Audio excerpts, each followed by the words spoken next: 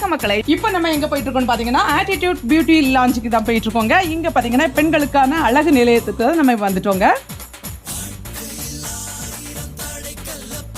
நம்மளோட ஃப்ரெண்டான பிரபாங்கிறவங்க beauty parlour வச்சிருக்காங்க. இங்க கோவை பீளமேட்டில் இருக்கிற ஹோப்ஸ் பக்கத்துல தான், அண்ணா நகருங்கிற இடத்துல தான் இந்த பியூட்டி பார்லர் வச்சிருக்காங்க. இன்னைக்கு இதோட திறப்பு விழா, அதற்காகத்தான் நாங்க எல்லாரும் இங்க வந்தோங்க.